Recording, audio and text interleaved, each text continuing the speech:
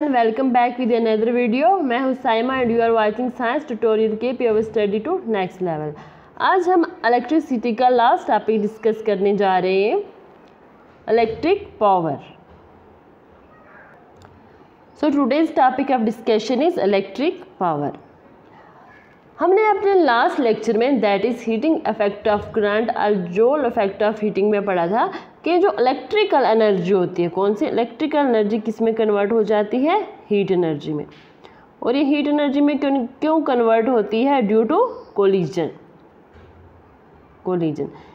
जब हमारे पास कंडक्टर और वायर कौन सी होगी, हाई रेजिस्टेंस वायर लगी होगी, जैसे कि हमने आयरन की एग्जांपल ली थी, उसमें हमारे पास हीटिंग एलिमेंट लगा हुआ था। वो हीटिंग एलिमेंट किसका बना हुआ था, निक्रोम का, जिसकी रेजिस्टिविटी बहुत ही ज़्यादा होती है। तो वो क्या करता है, निक्रोम वायर इलेक्ट्रॉन के फ्लो को रोकता है और उसकी रेजिस्टिविटी बहुत ज़्यादा होती है तो बहुत ज़्यादा फ्लो ऑफ इलेक्ट्रॉन में रुकावट करता है। जिसका मतलब ये हुआ कि जो हमारे पास इलेक्ट्रॉन्स होते हैं, they collide with each other vigorously, वो बहुत ही फोर्सफुली एक दूसरे के साथ कोलाइड करते हैं, यानी कि ड्यू टू कोलिजन। इस कोलिजन की वजह से क्या होती है, जो इलेक्ट्रिकल एनर्जी होती है वो किस में कन्वर्ट हो जाती है, हीट एनर्जी में। अब इन सब को कौन कन्वर्ट करता है, ये किसकी वजह से होती है। अब देखो, जो हमारे पास इलेक्ट्रॉन्स होते हैं, ठीक है, ये काम कौन कर रहा है, इलेक्ट्रॉन्स वर्क डन कर रहे हैं। और इलेक्ट्रॉन्स को एनर्जी कौन प्रोवाइड कर रहा है, बैटरी। ठीक है, बैटरी देती है एनर्जी इलेक्ट्रॉन्स को, और इलेक्ट्रॉन्स क्या करते हैं, कोलाइड करते हैं विद ईच अदर। जब वो एक दूसरे के साथ कोलाइड करते हैं तो हमारे पास क्या प्रोड्यूस होती है, हीट। एंड दस इन हीटिंग इफेक्ट ऑफ करंट, जो मोस्ट ऑफ द एनर्जी होती है, यानी कि हम ऐसे भी कह सकते हैं कि ऑलमोस्ट जो सारी एनर्जी होती है, इलेक्ट्रिकल एनर्जी, वो किस में कन्वर्ट हो जाती है, हीट में। ये था हमारे पास हीटिंग इफेक्ट ऑफ करंट। और जो इलेक्ट्रिक पावर है ये भी इसी से रिलेटेड है। अब इलेक्ट्रिक पावर क्या कहता है, हम इसकी डेफिनेशन रीड करते हैं। When an electric current flows through a conductor, electrical energy is used up and we say that current is doing work. क्या कहता है कि जब इलेक्ट्रिक करंट फ्लो करता है कंडक्टर के बीच में से, यानी कि जब इलेक्ट्रॉन्स फ्लो करते हैं, electric current flow means electron flow कर रहे हैं, जो हमारे पास इलेक्ट्रिकल एनर्जी होती है वो क्या हो जाती है, वो यूज्ड अप हो जाती है।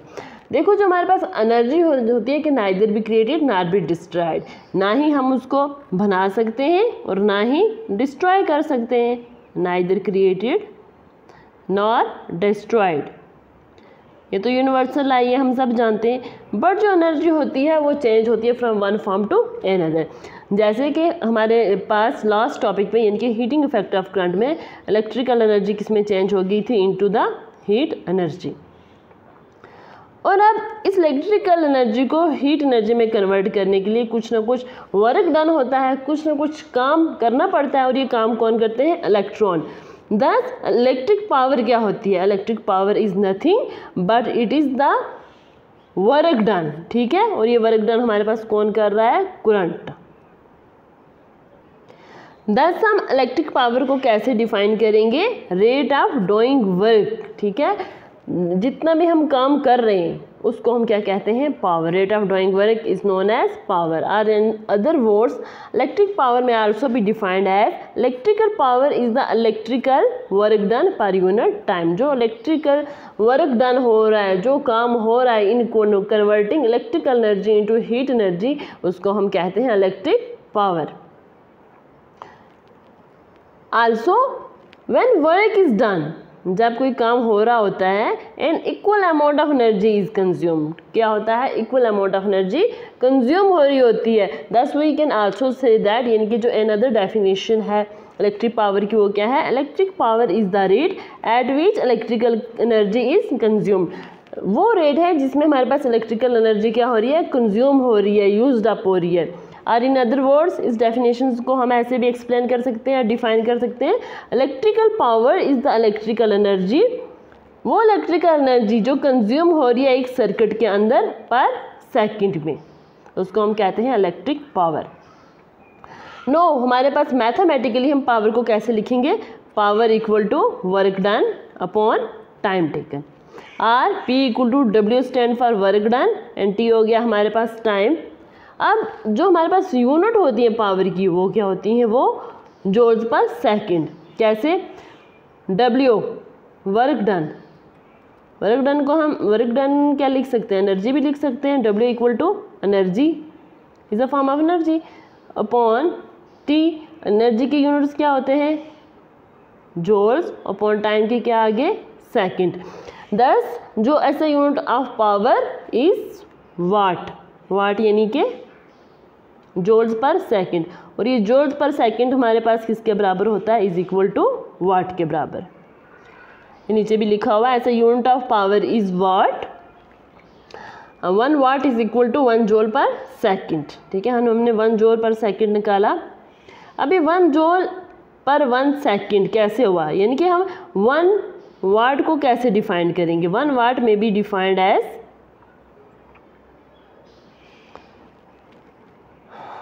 when an electric appliance consume electrical energy at the rate of 1 joule per second, its power is said to be 1 watt.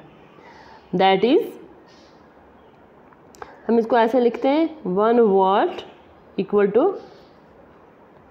हमारे पास पावर 1 वाट के बराबर कब होगी, कब होगी, जब हमारे पास एनर्जी कितनी कंज्यूम हो रही है, 1 joule of energy in 1 second में अगर कंज्यूम हो रही है तो हम कहेंगे power said to be equal to 1 वाट।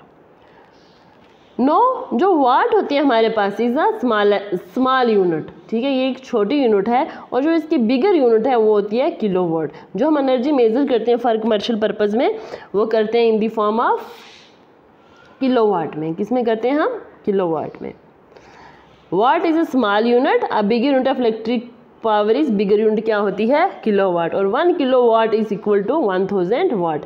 हम 1 किलोवाट को 1 kW इक्वल टू 1000 W भी लिख सकते हैं, यानी कि W किसको एक्सप्रेस कर रहा है, वाट को। ठीक है, क्लियर है, होप यहाँ तक आपको समझ आया होगा। अब जो इलेक्ट्रिक पावर को कैलकुलेट करने के लिए हमारे पास डिफरेंट फार्मूले हैं, 4 काइंड ऑफ फार्मूला है। हम इनको 1 बाय 1 देखते हैं। फर्स्ट फार्मूला कहाँ से निकलता है कि जो हमारे पास पावर होती है, हमने देखा था कि इलेक्ट्रिक पावर किसके बराबर होती है, work done upon time taken, that is P equal to W upon T। This is number 1। पहला फार्मूला ये आ गया। अब क्या, if W is the work done by current I, work done कौन कर रहा है हमारे पास, करंट करेगी यानी कि I, when it flows for time T, कितने टाइम के लिए फ्लो कर रही है करंट, टाइम यानी कितना हमारे पास T, under potential difference V, तब W किसके बराबर होगा हमारे पास, W होगा बराबर, यानी कि अगर हमारे पास वर्क डन कितना हो रहा है बाई करंट I से,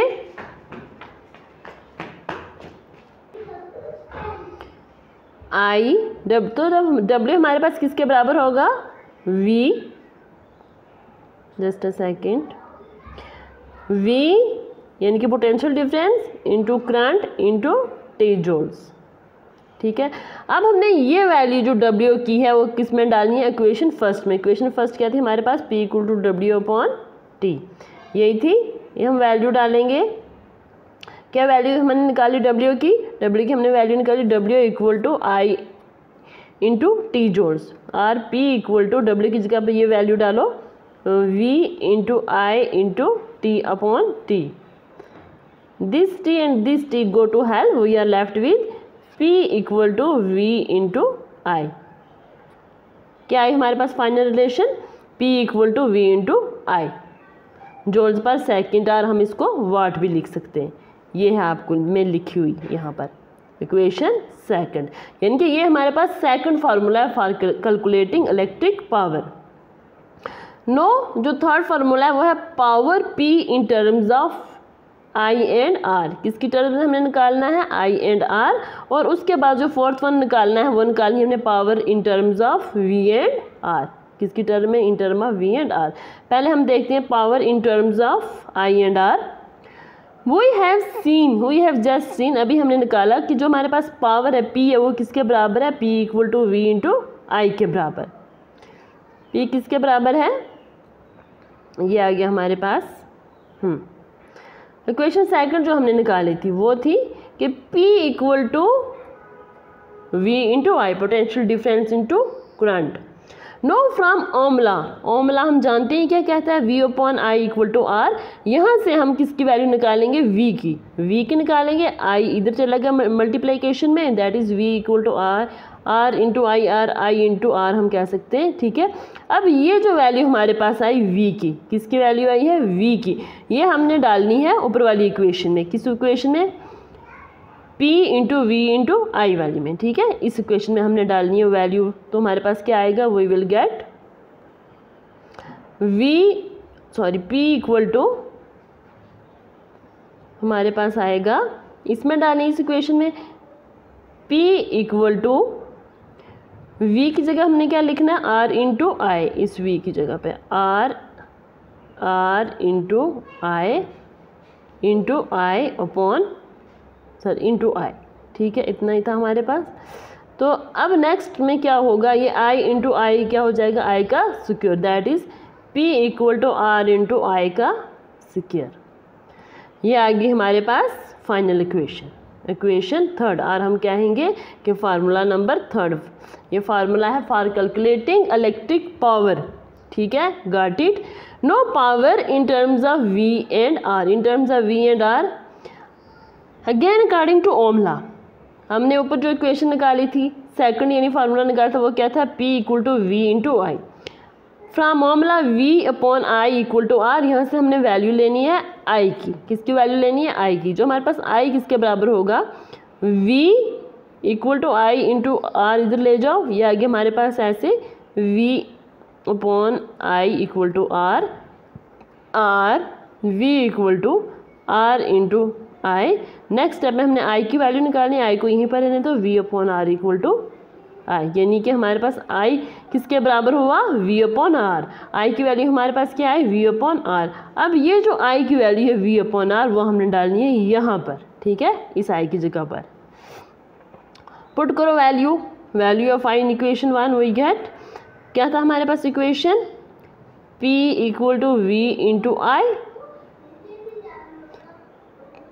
ये आ गया p equal to r, p equal to v into i, हमारे पास ऊपर आया v upon r, this equal to p equal to v, और v हो जाएंगे v का स्क्वायर अपॉन r। ये आ गई हमारे पास फाइनल फोर्थ इक्वेशन, यानी कि fourth formula for calculating electric current, ये है। और इसके साथ ही, इस इलेक्ट्रिक पावर के टॉपिक के साथ ही आज हमारा इलेक्ट्रिसिटी का यूनिट ख़त्म होता है, और होप आपको अच्छे से समझ आया होगा। प्लीज़ कमेंट करके मुझे बताएं कि आपको आज का सेशन और ये हमारे पूरे यूनिट का सेशन कैसा लगा। And thanks for watching me, and also don't forget to like, share and subscribe my channel.